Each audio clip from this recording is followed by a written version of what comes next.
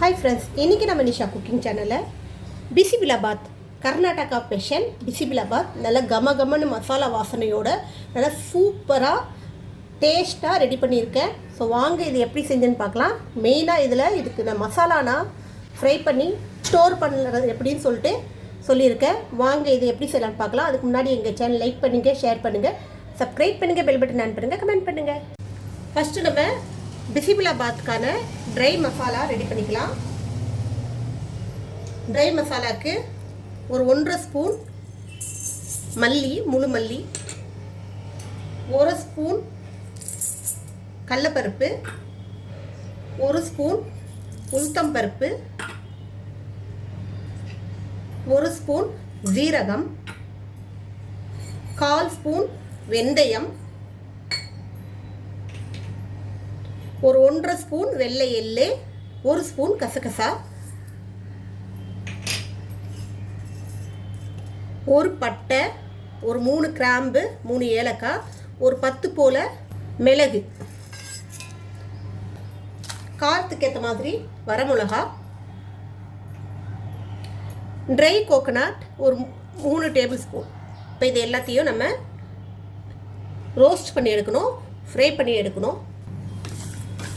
நல்லா வறுத்துட்டு இந்த ஆறின பிறகு நம்ம மிக்ஸி ஜாரில் போட்டு நல்லா பொடி பண்ணி எடுத்து வச்சுக்கலாம்.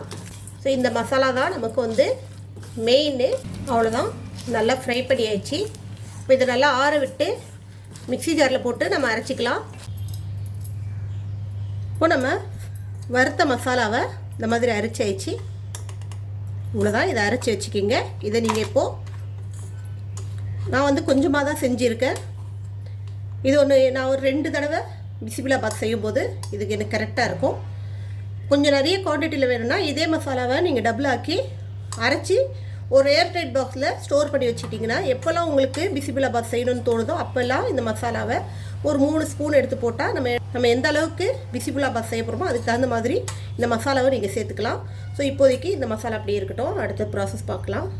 ஒரு பவுலில் 1 கப் அளவுக்கு அரிசி எடுத்திருக்கேன். நான் பொன்னி பச்சரிசி எடுத்திருக்கேன். ஸோ பச்சரிசி எடுத்துக்கலாம், இல்லை புழுங்கல் அரிசி கூட எடுத்துக்கலாம். இப்போது இந்த கப்பால் 1 கப் அளவுக்கு அரிசி எடுத்திருக்கேன். இப்போ அதே கப்பால் 1/2 கப் அளவுக்கு துவரம் பருப்பு எடுத்திருக்கேன். இது ரெண்டுத்தையும் நல்லா அலசிட்டு ஒரு 10 நிமிஷம் ஊற வச்சிடலாம். நம்ம இந்த காயெல்லாம் கட் பண்ணுறது வரைக்கும் இது ஊறிட்டு இருக்கோம். அரிசியை நல்லா 2-3 தடவை அலசி ஆயிடுச்சு. இப்போ இது 10 நிமிஷம் ஊறட்டும். ஒரு குக்கர் எடுத்துக்கோங்க. நம்ம ஊற வச்ச அரிசி பருப்பை இதில் சேர்த்துக்கலாம். வெஜிடபிள்ஸ் சேர்த்துக்கலாம். கேரட்,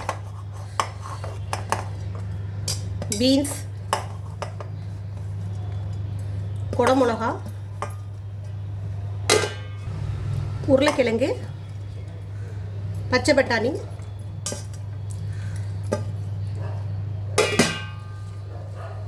இதோட உப்பு சேர்த்துக்குங்க. 1 ஸ்பூன் நெய் சேர்த்துக்கலாம்.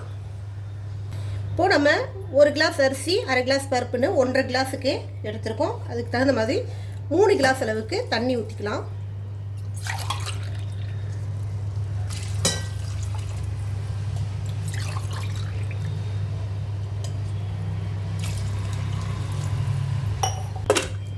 இது வேக வச்சு எடுத்துக்கலாம். அடுப்பில் ஒரு சட்டி வச்சுக்கோங்க. இதில் ஒரு 3 டேபிள் ஸ்பூன் அளவுக்கு எண்ணெய் ஊற்றிக்கலாம். எண்ணெய் சூடு வந்ததும் கடுகு பருப்பு போட்டுக்கோங்க. கடுகு பொரிஞ்சதும் 1 கைப்பிடி அளவுக்கு சின்ன வெங்காயம் போட்டுக்கோங்க.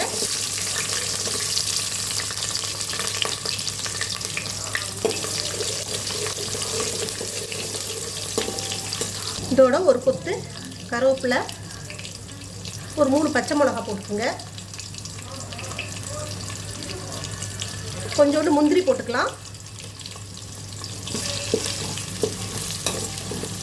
எல்லாத்தையும் நம்ம கொஞ்சம் நல்லா ஃப்ரை பண்ணிக்கலாம். இப்போ அதெல்லாம் சேர்ந்து கொஞ்சம் வதங்கி வர ஸ்டேஜில் ஒரு தக்காளி பொடியாக கட் பண்ணி வச்சுருக்கேன், அதை போட்டுக்கலாம்.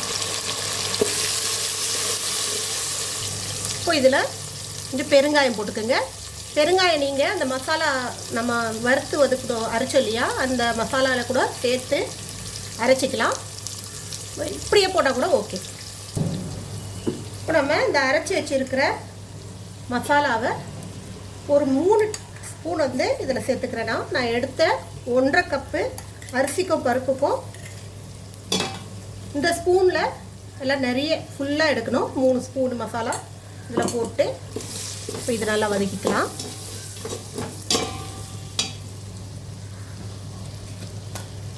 இதோடைய 1 ஸ்பூன் மஞ்சள் பொடி சேர்த்துக்கோங்க.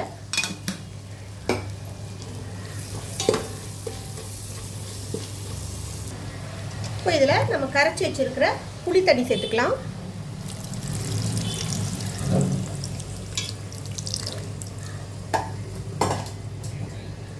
சும்மா ஒரு நெல்லிக்காய் அளவுக்கு புளி எடுத்தால் போதும்.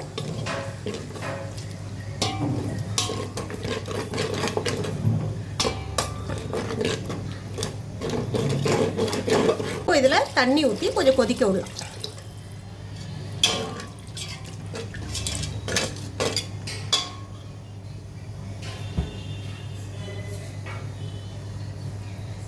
ஏற்கனவே நம்ம அரிசி பருப்பு காய்கறி வேக வைக்கும் போது உப்பு சேர்த்துருக்கோம். அதால் இதில் கொஞ்சமாக உப்பு சேர்த்துக்கலாம். மேற்படி நம்ம அதில் அரிசியோ பருப்பு சேர்க்கும்போது உப்பு பார்த்து சேர்த்துக்கலாம். மறுபடியும் இந்த கிளாஸால் 3 கிளாஸ் தண்ணி இதில் நான் சேர்த்துருக்கேன். தண்ணி கொதிச்சிடுச்சு. இப்போ நம்ம வேக வச்சிருக்கிற அரிசி பருப்பு காய்கறி எல்லாமே இதில் சேர்த்துக்கலாம்.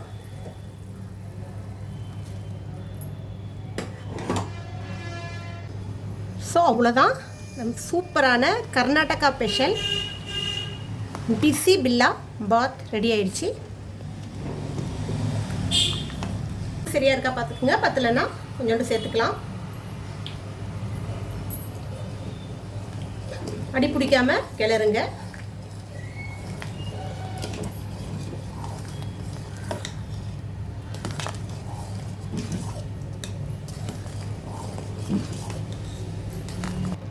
இப்போ இதில் ஒரு 2 ஸ்பூன் நெய் ஊற்றிக்கிங்க.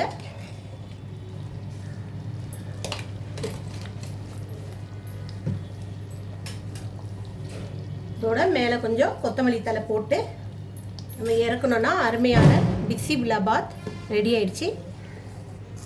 அவ்வளோதான், அருமையான கர்நாடகா ஸ்பெஷல் பிசிபில்லா பாத். நீங்களும் ட்ரை பண்ணி பாருங்கள்.